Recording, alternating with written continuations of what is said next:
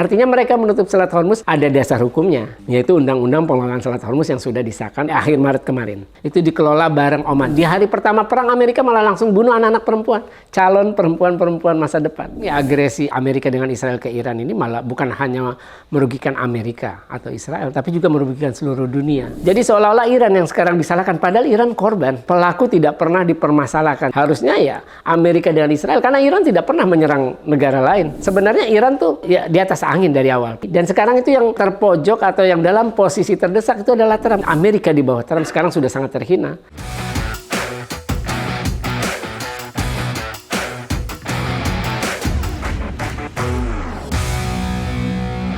Kembali bersama saya di Abraham Samad Speak Up. Hari ini saya menghadirkan tamu yang luar biasa. Ini sahabat kita semua, Bung Faisal Assegaf. Assalamualaikum, Bung Faisal. Waalaikumsalam warahmatullahi wabarakatuh. Pengamat Timur Tengah, wartawan senior, dan jurnalis yang keluar masuk di Gaza. Bung Faisal, perang masih berkecamuk nih. Kelihatannya eskalasinya meningkat ya. Karena Iran juga sempat merudal kapal tanker, kalau kira-kira kapal tanker Amerika kan, yang berbendera Amerika. Kapal tanker milik UEA, Uni Emirat Arab, tapi kosong.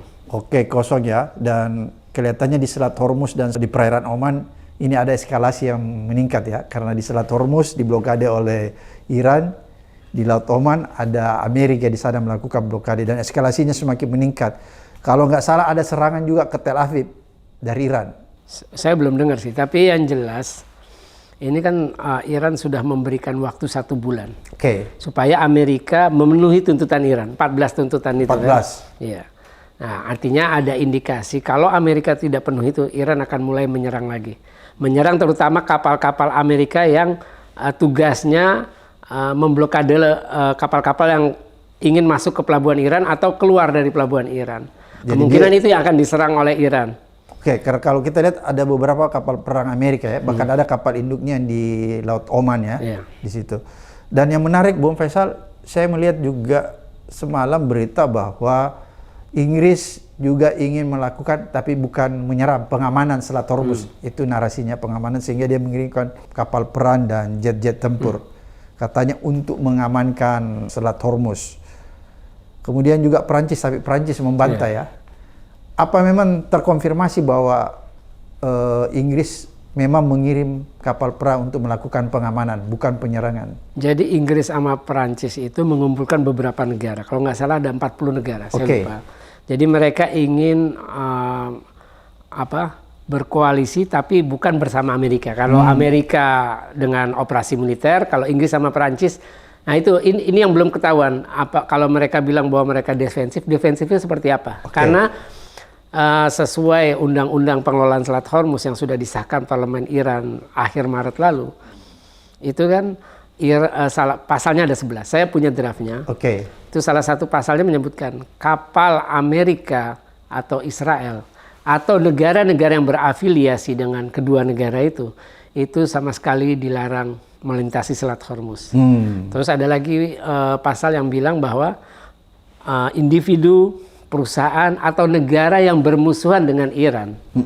Artinya kalau Perancis bisa masuk karena kan dia bagian dari Uni Eropa dan Uni Eropa ikut memberikan sanksi ekonomi terhadap Iran bersama Amerika. Artinya kapal itu tidak bisa melintas. Jadi Iran itu sudah punya hukum positif untuk mengelola Selat Hormuz dan itu ada pasalnya. Jadi itu dikelola bareng Oman. Cuma memang dari pihak Oman belum ada pernyataan apapun yang dirilis, dipublikasikan. Nah itu Selat Hormuz itu memang benar mereka sudah menerapkan bea lintas. Itu sudah diakui oleh Wakil Ketua Parlemen Iran, Hamid Reza Haji Babai. Dia bilang kita sudah menerima pendapatan pertama dari Selat Hormuz dan itu ditransfer ke Bank Sentral Iran. Nah itu dalam undang-undang itu pasalnya bilang bahwa Selat Hormuz selain bea itu bayarnya di muka. Mereka juga kapal yang ingin melintas harus dapat izin dulu. Nah itu dari pendapatan itu dalam salah satu pasalnya disebutkan pendapatan dari Selat Hormuz terhadap bea lintas itu. Bea lintas ini kan nggak sama, jadi tergantung jenis kapal, volume barang, terus juga jumlah muatannya dan nilai muatannya. Nah itu. Nah cuma memang saya belum dapat aturan turunannya karena itu baru pasal-pasalnya yang menyebutkan itu. Kemudian dari pendapatan itu 30%-nya untuk mengembangkan kekuatan militer Iran.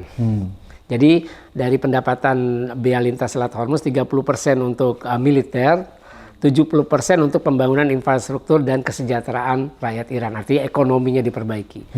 Jadi memang jelas ya. Jelas. Jadi itu hukum positif dan itu sudah diberlakukan oleh Iran dari April. Makanya Hamid Rezai, Wakil Ketua Parlemen Iran mengakui bahwa memang sudah memberlakukan itu.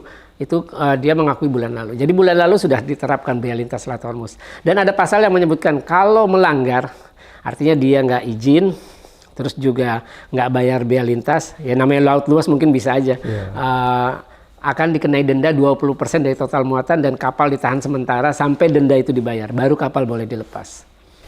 Jadi memang ada sanksi ya? Ada sanksi. Jadi memang ya agresi Amerika ke Israel, Amerika dengan Israel ke Iran ini malah bukan hanya merugikan Amerika atau Israel, tapi juga merugikan seluruh dunia. Nah, kalaupun nanti perang berhenti, perang dalam arti kan Trump sudah bilang setelah gencatan senjata 2 minggu selesai, dia bilang diperpanjang sampai batas waktu tidak ditentukan. Itu kan artinya memang Trump sudah nggak berdaya lagi, nggak berani lagi berperang, apalagi kita tahu menurut CSIS Amerika, Center for Strategic and International Studies-nya Amerika, 40-50% cadangan peluru kendali Amerika sudah digunakan dalam 2 bulan perang saja ya. Tomahawk, terus juga ada Patriot, terus ada peluru THAAD. Itu nilainya kan jutaan dolar. Nah, itu untuk mengembalikan itu menjadi 100% lagi butuh 3-5 tahun hitungannya. Artinya Amerika sudah benar-benar rugi, belum lagi harga BBM yang naik. Dan survei terakhir itu survei oleh Washington Post, Ipsos dan ABC News, 61% rakyat Amerika percaya perang yang dilakukan Amerika terhadap Iran, artinya Amerika ikut Israel memerangi Iran, itu adalah sebuah kesalahan. Dan di kalangan pemilih independen dan Demokrat itu jumlahnya jauh lebih besar, 91% yang menyatakan itu kesalahan.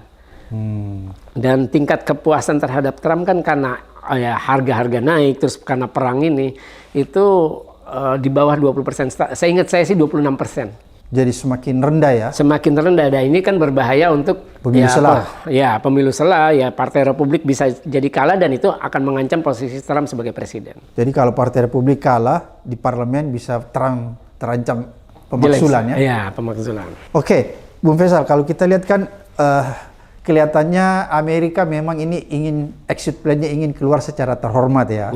Dia nggak mau dikatakan kalah walaupun sebenarnya tanda petik dia udah kalah. Sehingga yang tadi Bung Faisal katakan dia membuat keputusan bahwa gencatan senjata ini diperpanjang sampai batas waktu yang tidak ditentukan. Artinya seterusnya itulah cara dia untuk keluar dari perang dengan cara terhormat. Kalau diumumkan bilang selesai kan dia malu juga ya kira-kira gitu. Bung Faisal, apakah menurut Bung Faisal, kalaupun misalnya Trump keluar secara terhormat dengan dalil gencatan senjata diperpanjang, tapi Israel terus melakukan serangan terhadap Hizbullah di Lebanon Selatan, apakah ini tidak akan memancing kembali Iran untuk melakukan serangan balik ke Israel? Belum lagi kalau berita yang saya dengar ya, tapi belum terverifikasi dengan baik bahwa Iran sudah melakukan serangan ke Tel Aviv. Itu kalau ke Tel Aviv saya tadi cek sih belum ada konfirmasi itu ya. Cuma memang kalau kita lihat pengalaman sebelumnya, ketika perang Gaza, Hizbullah ikut berperang.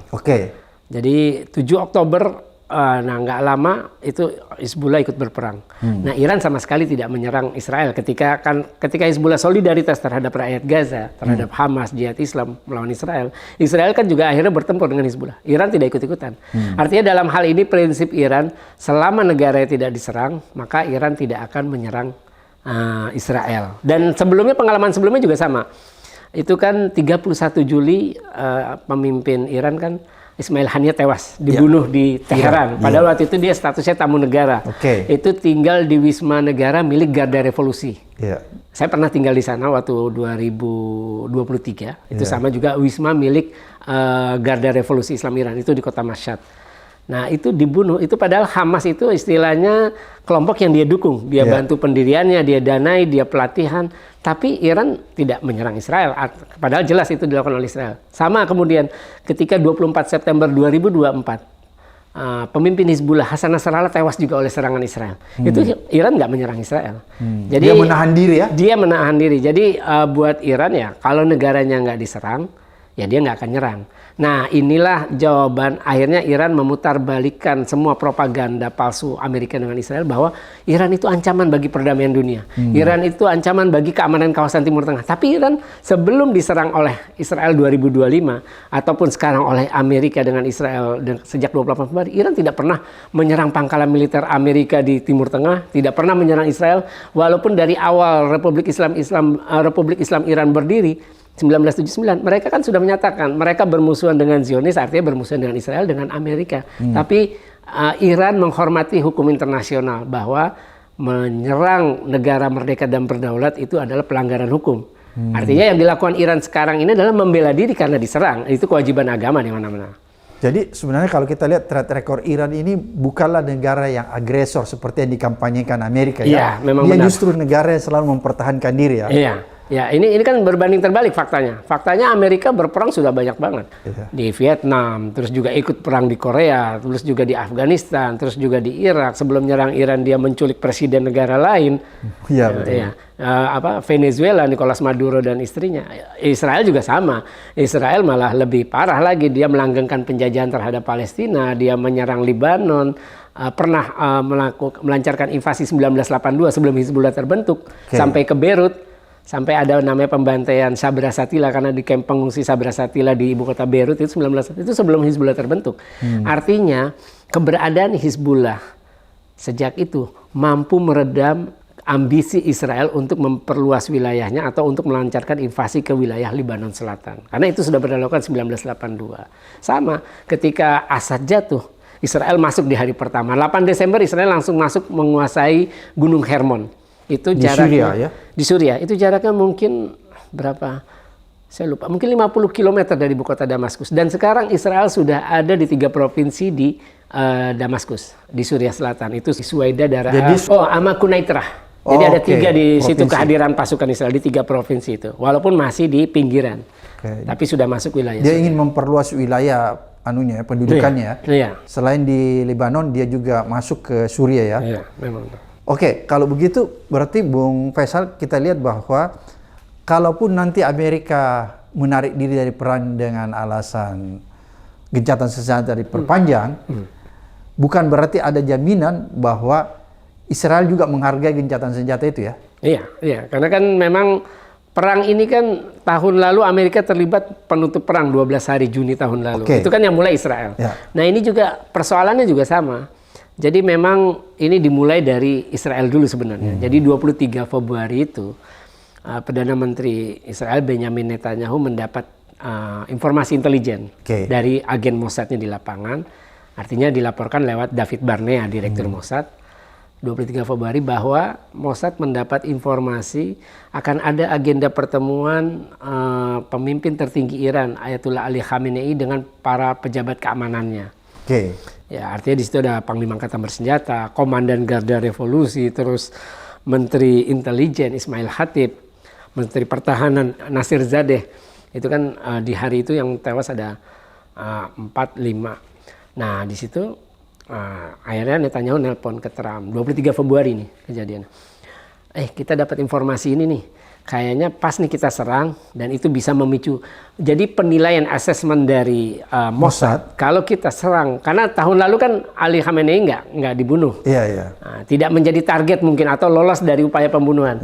Nah jadi waktu itu asesmen dari Mossad kalau kita bunuh pemimpin tertinggi sipil, karena kan ini simbol negara, simbol pemersatu kepala negara, itu Iran akan rusuh, kacau, dan di situ kita bisa masuk untuk menghasut rakyat Iran untuk berdemonstrasi menumbangkan rezim. Kan itu di awalnya.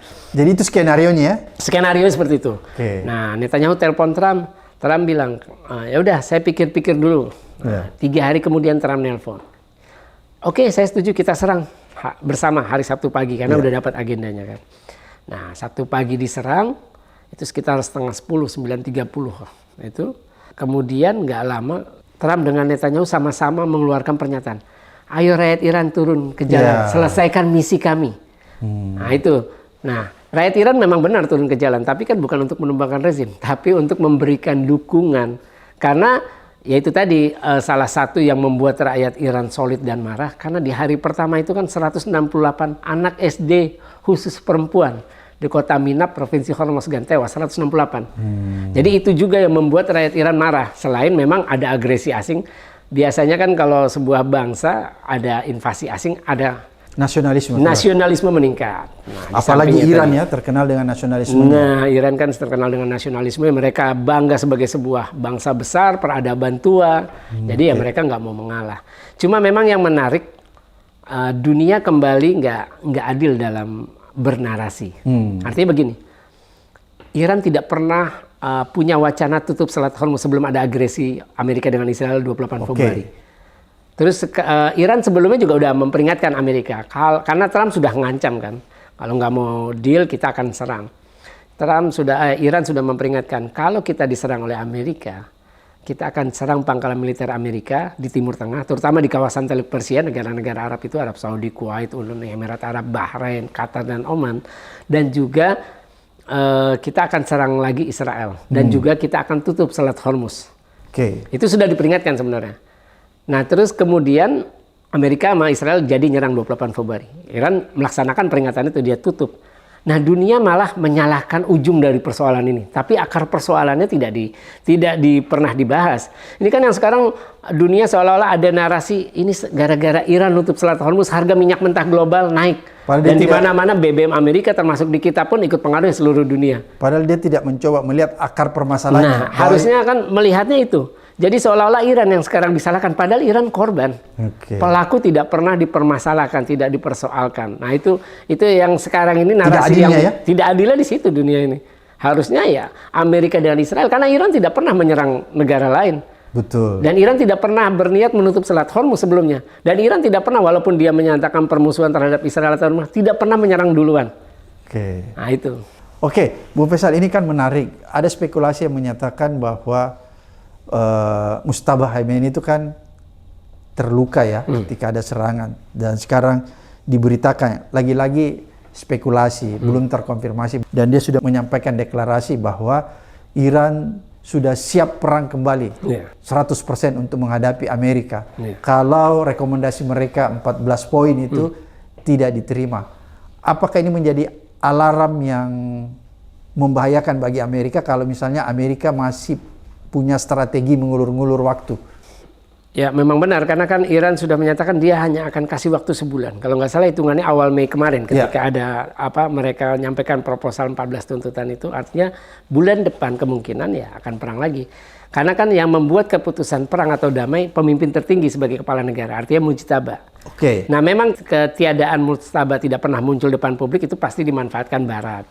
Untuk bagaimana untuk mempengaruhi emosi atau psikologi rakyat Iran. Persepsi ya? Iya, persepsi rakyat Iran. Tapi kan di situ kan ada alasan keamanan. Artinya begini, ketika perang 2 kali ini kan Iran kebobolan sebenarnya. Bisa ketahuan agendanya, terus juga bayangkan di perang 12 hari tahun lalu itu Panglima Angkatan Bersenjata itu tewas, Jenderal Abdurrahim Musawi. Terus juga Komandan Garda Revolusi Hussein Salami juga tewas. Tahun ini sama, Panglima Angkatan Bersenjata tewas, Komandan Garda Revolusi terbunuh, dan bahkan pemimpin tertingginya juga wafat. Nah iya, artinya kan itu aja sebenarnya sedikit banyak ikut merusak kredibilitas rezim. Kok gampang hari pertama langsung tewas kok? Kan itu kan rakyat sedikit banyak akan bertanya kok gampang banget ya. Jadi berarti dianggap sistem intelijennya nggak bekerja ya? Nah itu pernah diakui oleh mantan Presiden Iran Mahmoud Ahmadinejad bahwa di dalam jadi di Garda Revolusi atau Angkatan Bersenjata ada unit untuk kontra intelijen Israel, padahal ya kepala unit itu ternyata ya informan Mossad, bagian dari operasi Mossad. Jadi ada penyusupan ya? Ada penyusupan. Nah memang itu sudah banyak faktanya. Jadi dari 2010 itu sudah mulai ada pembunuhan ilmuwan nuklir. Nah kemudian puncaknya itu 2018 dalam konteks nuklir Iran ya. 2018 Mossad berhasil mencuri semua program rahasia nuklir, dan itu dipamerkan Perdana Menteri Israel Benjamin Netanyahu waktu sidang Majelis Umum PBB September 2018. Itu dia pamerkan, dia terangkan oleh Netanyahu. Kemudian keberhasilan kedua adalah membunuh kepala program nuklir waktu itu, Muhsin Fakhrizadeh. Saya pernah ziarah kuburnya di sebuah masjid depan masjid dekat pasar di ibu kota Teheran. Jadi memang itu alarm, karena yang ngomong pemimpin tertinggi, orang yang punya wewenang untuk menentukan kapan kita perang, kapan kita damai. Jadi itulah alarmnya. Nah persoalannya kan memang sebenarnya Iran tuh ya di atas angin dari awal. Pertama dia bisa meladeni, dan sekarang itu yang terpojok atau yang dalam posisi terdesak itu adalah Trump, karena tekanan di dalam negeri itu kan sangat kuat. Kepuasan sudah makin menurun, itu kan pengaruh dengan partainya Republik sebentar lagi. Nah kalau perang dilanjutkan kembali oleh Iran dalam arti serangan militer ke pangkalan militer, itu artinya kan terus Hormuz tetap ditutup. Semakin terpuruk Amerika. Semakin terpuruk Amerika. Harga terakhir itu harga BBM di sana itu udah $5 per galon. Padahal sebelum perang itu sekitar $2 per galon. Dan itu mencekik rakyat Amerika. Mencekik rakyat Amerika. Makanya kita sudah lihat, walaupun tidak ada lagi pengulangannya, demonstrasi Sabtu, saya lupa 3 minggu atau berapa minggu, 4 minggu lalu mungkin 8 sampai 9 juta kan hitungannya. Dan itu sudah, belum lagi survei-survei juga memperlihatkan bahwa orang tidak suka dengan Trump. Jadi berarti perang ini sebenarnya memukul balik kredibilitas Trump sendiri di dalam negeri ya, Bung Faisal ya? Ya memang benar. Jadi Trump di bawah Amerika di bawah Trump sekarang sudah sangat terhina. Sebuah negara superpower, pertama tujuan perang pertamanya kan numbangkan rezim, gagal. Walaupun sudah dibombardir waktu itu, New York Times kalau nggak salah nulis dalam 4 hari atau 3 hari, antara 3 sampai 4 hari sudah selesai itu misi. Ternyata enggak. Ternyata enggak. Terus yang kedua, melumpuhkan kekuatan militer Iran. Trump kan mengklaim kita berhasil menghancurkan pabrik-pabrik peluru kendali dan semacamnya drone. Tapi ternyata Iran masih bisa terus menembakkan lebih gencar serangan. Lebih gencar. Pesawat Amerika ditembakin apa semua. Iya. Terus yang ketiga, Trump mengklaim bahwa kita berhasil menghancurkan 195 kapal angkatan laut Iran. Artinya menghancurkan angkatan laut Iran. Kalau memang benar hancur, kenapa Amerika tidak berani membuka paksa sendirian? Dia minta bantuan sekutunya Eropa, nggak ada yang mau. Iya, betul. Nah, artinya kan memang sudah kelihatan Trump ini ya sudah tidak berdaya, dia frustasi. Makanya kan sekarang kan kalau nggak salah dia hari ini tanggal 13 sampai 15 akan ketemu Xi Jinping di Cina. Ya kalau saya melihat ya tentu Trump akan membujuk Xi Jinping bagaimana mungkin Trump meminta kepada Xi Jinping agar Iran mengendurkan tuntutannya.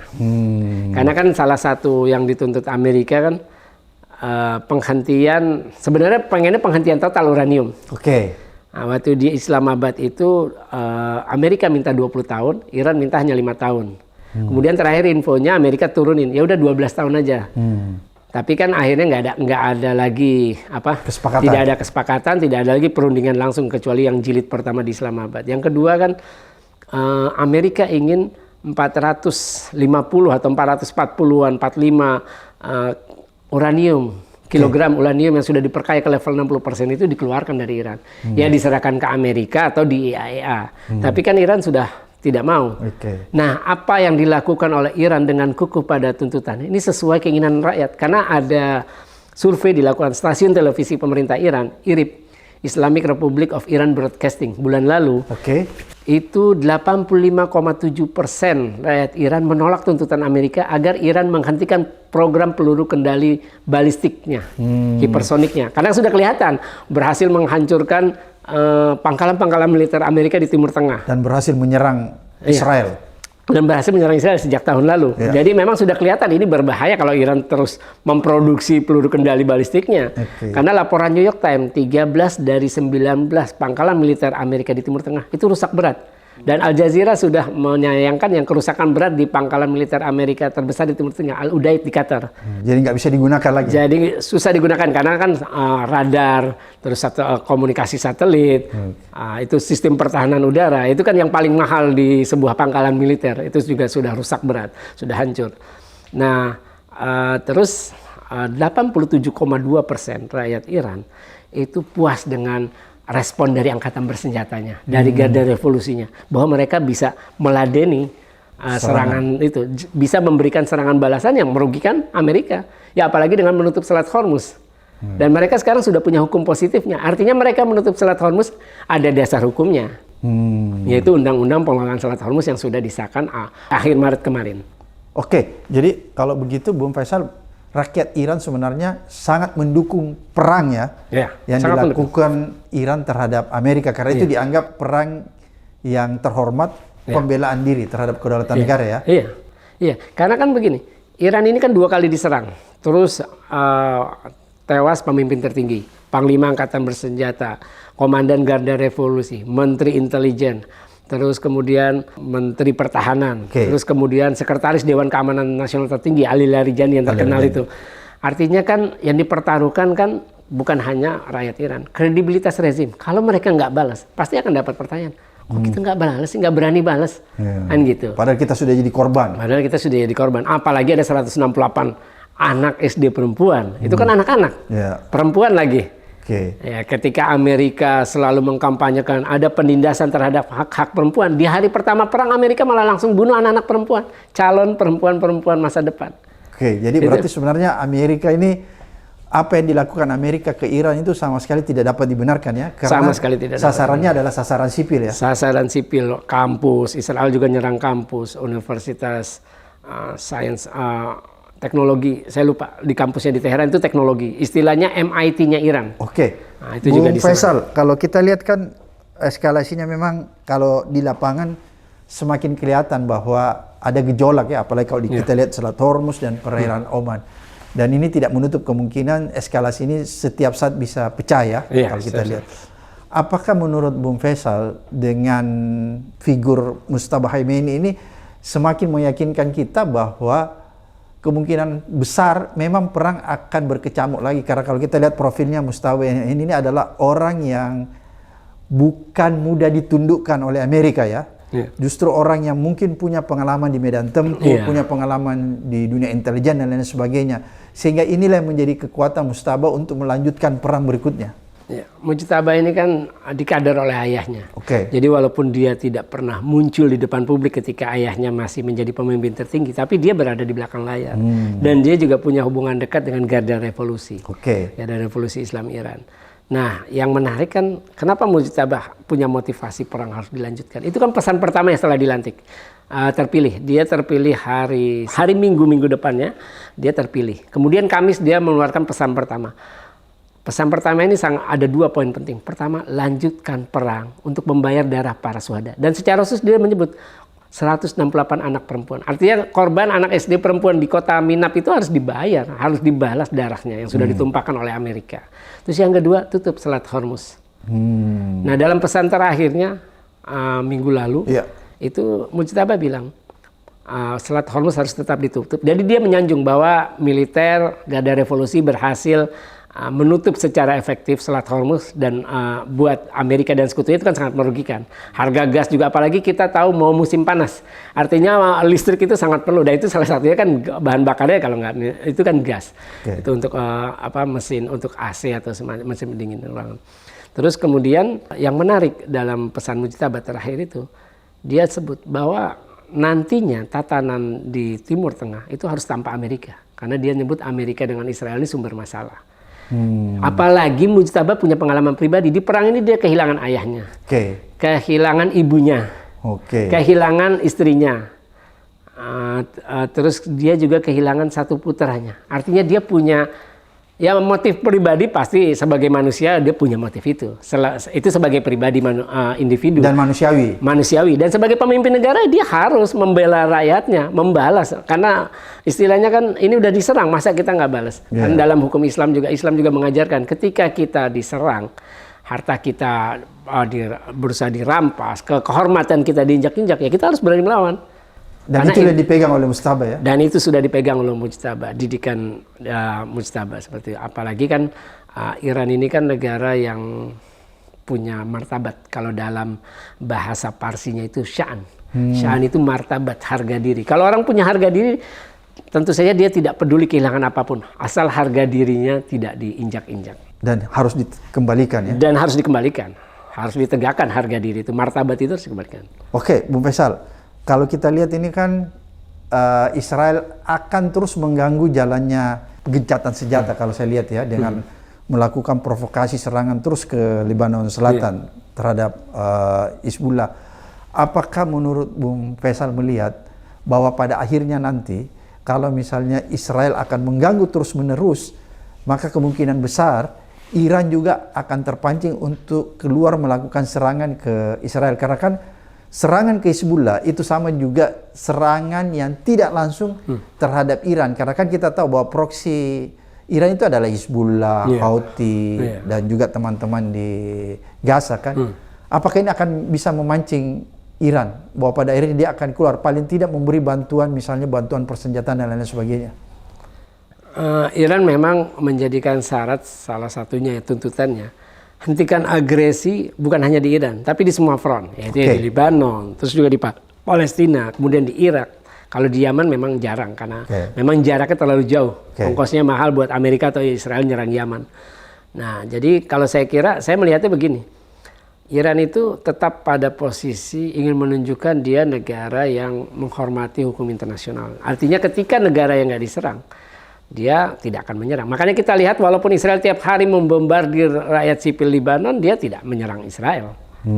Jadi selama Iran tidak diserang, baik oleh Amerika maupun Israel, Iran tidak akan menyerang pangkalan militer Amerika atau aset Amerika yang ada di Timur Tengah, atau menyerang Israel. Jadi saya kira dia menahan diri ya? Dia tetap menahan diri. Ya itu tadi, karena Iran ingin menunjukkan bahwa semua tuduhan Iran ancaman perdamaian, Iran ancaman keamanan global ataupun kawasan itu semua tuduhan tidak pernah terbukti. Karena kan memang mereka tidak pernah menjadi negara agresor sejak perubahan rezim 1979. Walaupun mereka anti-Zionis, menyatakan permusuhan secara terbuka terhadap Amerika dan Israel. Nah, itu malah sebaliknya, Amerika yang sudah berkali-kali perang, Israel juga sudah berkali-kali menyerang wilayah lain yang merupakan pelanggaran hukum internasional, ya Iran tidak mau melakukan hal itu. Artinya Iran membuktikan dengan tindakan, bukan dengan ucapan. Oke, Bung Faisal, tapi apakah ada kemungkinan ya, kalau Iran kan seperti tadi Bung Faisal katakan, agak kecil kemungkinan untuk menyerang Israel walaupun Lebanon Selatan itu dibombardir terus. Tapi apakah ada kemungkinan sebaliknya, misalnya Israel ingin mengganggu gencatan senjata ini dengan tiba-tiba menyerang Iran? Karena dalam pidato si Netanyahu, dia selalu beranggapan bahwa Iran adalah ancaman bagi Israel. Oleh karena itu, Iran harus dilenyapkan. Ya, memang benar. Karena dia kan punya misi khusus, yang beda dengan misi yang dilakukan oleh Amerika. Iya, makanya dalam perang ini 2 bulan ini malah udah hampir 3 bulan. Itu kan narasi hentikan perang, narasi gencatan senjata selalu dari Trump. Dari Netanyahu nggak pernah ada bicara kita harus hentikan perang, kita harus segera berunding, harus segera ada gencatan senjata, dan itu tidak pernah ada. Karena memang Iran ini benar kata Netanyahu, Iran ini ancaman nyata. Kenapa? Pertama, Iran itu adalah satu-satunya negara yang memberikan dukungan militer, artinya persenjataan, dana buat kelompok-kelompok nasionalis. Sebenarnya ini kelompok nasionalis Hizbullah, karena dia berjuang untuk mempertahankan wilayah Lebanon Selatan agar Israel tidak merampas atau masuk. Sama seperti Hamas dengan Jihad Islam, ini kelompok pejuang, kelompok nasionalis yang ingin mempertahankan tanah airnya, wilayahnya, mengusir penjajah. Karena kan Israel statusnya penjajah di Palestina. Apalagi sebelum Hizbullah terbentuk, dulu kan di Beirut itu kan sangat ada invasi sampai ke Beirut 1982 itu yang dilakukan oleh nanti setelah Hizbullah terbentuk baru Israel makanya bisa, karena kan angkatan bersenjata pemerintah Lebanon itu kalah kuat persenjataannya sama Hizbullah. Iya, jadi makanya buat Israel, Iran ini adalah ancaman buat eksistensi Israel, buat keamanan Israel. Gegara bantuan Iran terhadap Hamas, Jihad Islam ataupun Hizbullah, kan kelompok-kelompok pejuang ini bisa meladeni Israel secara militer. Mereka bisa menyerang, makanya Hamas dengan serangan 7 Oktober itu kan sangat mengagetkan. Cuma memang persoalannya, nah inilah akhirnya kita, karena perang Iran ini sedikit banyak isu Palestina terlupakan. Karena di situ kita lihat yang terbaru hari Senin kemarin, itu Knesset atau Parlemen Israel sudah mengesahkan undang-undang untuk mengadili dan mengeksekusi secara terbuka para pelaku serangan 7 Oktober 2023. Kalau di mana-mana kan kalau buat penjajah, pejuang itu adalah teroris. Sama kita dulu juga zaman Belanda pasti disebut teroris. Bagaimana?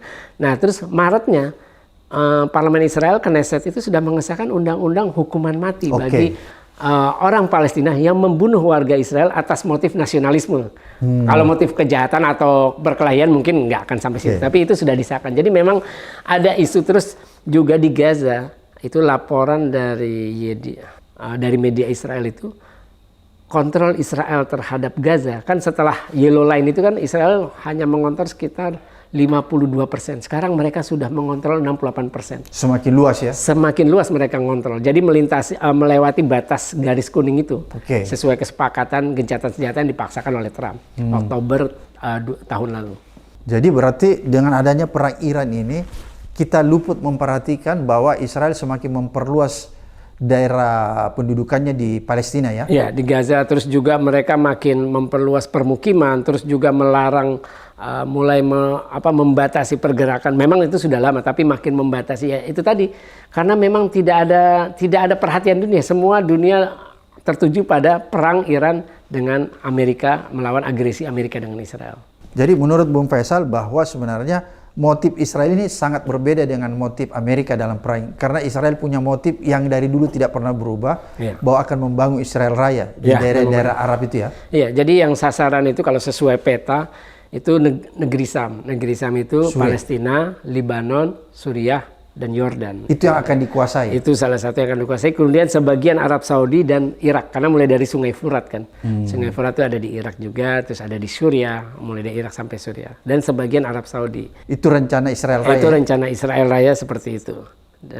Dan kita tahu ini kan Israel ini kan dari awalnya ini memang negara ekspansionis. Karena kan dulu ada komunitas Yahudi. Jadi komunitas Yahudi di Timur Tengah itu banyak. Di Maroko ada, di Iran ada, di Tunisia ada, di Libya pun ada. Waktu saya liputan perang saudara atau pemberontakan di Libya itu ada kawasan kuburan khusus komunitas Yahudi. Jadi di Timur Tengah itu umum ada orang Yahudi. Nah, persoalannya ketika ada gerakan Zionis, ini kan tanah Palestina yang dipilih berdasarkan deklarasi Balfour. Nah, makanya datanglah para imigran, terutama dari Eropa. Makanya kayak Netanyahu itu kan Polandia. Jadi nggak ada itu yang elit-elit politik sekarang, yang sekarang berkuasa itu yang asli kelahiran Palestina atau wilayah yang sekarang dinamakan Israel. Itu nggak pernah ada. Netanyahu dari Polandia. Saya nggak apa juga. Terus ada juga kalau nggak salah. Mereka inilah yang Sionis ya sebenarnya. Avigdor Lieberman dari Lituania kalau tidak salah. Jadi memang mereka dari awal pendiriannya ini mereka memang orang yang ingin menguasai tanah orang lain. Hakikatnya Zionisme kan itu, ingin ekspansi, ingin menguasai wilayah lain, ingin menjadi mereka yang unggul dan menganggap orang lain lemah, terus hina, itu kan yang dilakukan oleh. Makanya kita tahu semenjak masuknya Bezalel Smotrich, Menteri Keuangan sekarang, dan Itamar Ben-Gvir, Menteri Keamanan Nasional sekarang, itu kan para pemukim garis keras, ekstrem Yahudi itu kan terus melakukan serangan-serangan ke desa-desa Kristen di tepi barat, termasuk Taibah. Terus mereka juga ke berbagai tempat, di Hebron, terus di Ramallah, ataupun di Jericho. Itu mereka terus melakukan serangan. Jadi, dan itu dilindungi. Jadi tidak ada undang-undang yang menghukum keras para pelaku kekerasan yang dilakukan oleh orang-orang Yahudi garis keras ini. Itu nggak ada yang menghukum dengan jelas. Banyak kan yang dibebaskan.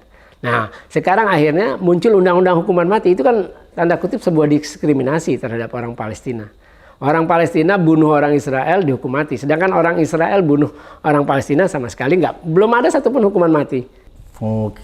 Bahwa apakah dengan terjadinya perang Iran, Amerika, dan Israel, dan setelah selesainya nanti, walaupun selesai dalam arti mungkin gencatan senjata yang diperpanjang tanpa batas waktu, ini akan merubah peta kekuatan di Timur Tengah.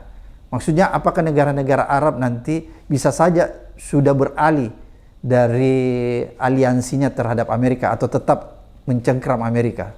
Kalau kabar dari New York Times itu, pas perang berlangsung 2 bulan itu, karena sekarang udah lewat 2 bulan, itu New York Times merilis percakapan telepon antara putra mahkota sekaligus Perdana Menteri Arab Saudi, Pangeran Muhammad bin Salman, dengan Presiden Amerika Serikat Donald Trump. Bin Salman minta lanjutkan perang terhadap Iran, karena bagi Amerika, dan juga ada laporan lainnya dari Tamas Israel, buat Uni Emirat Arab, Arab Saudi, Kuwait dengan Bahrain, Iran itu ancaman nyata.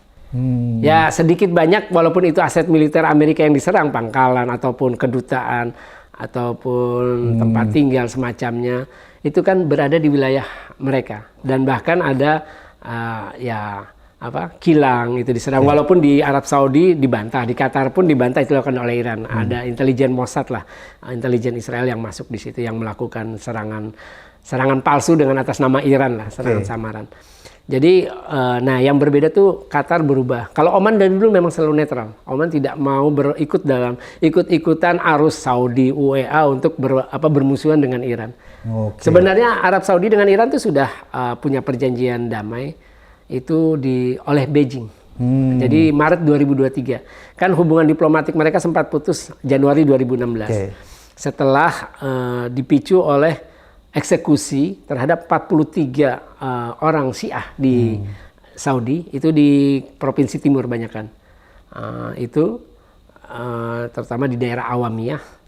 Itu termasuk tokoh Syiah ulamanya namanya Syekh Muhammad Nimr An-Nimr, itu 2015.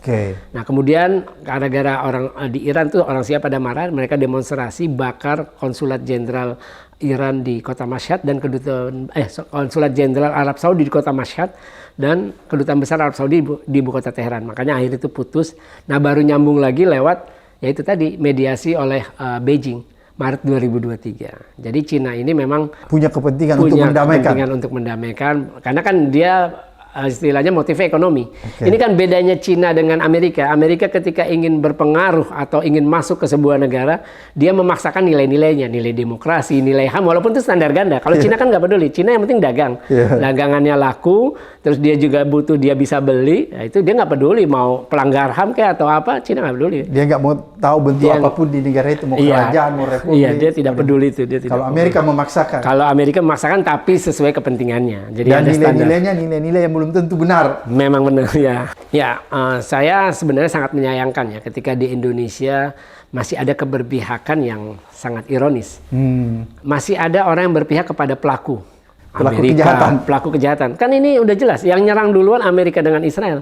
Harusnya kan secara logika kita harusnya membela Iran, korban. Ya, karena nilai ya dia korban, dia berhak membela diri, dan itu harus di mana-mana kan korban kejahatan harus dibela, bukan pelaku kejahatannya. Dan inilah yang sangat disayangkan dalam konteks dunia internasional kan itu kelihatan. Oki sampai sekarang tidak pernah bersidang darurat untuk memberikan sikap. Kan tidak pernah. Oki bersidang darurat bagaimana kita bersikap terhadap agresi ini. Padahal Iran anggota Oki.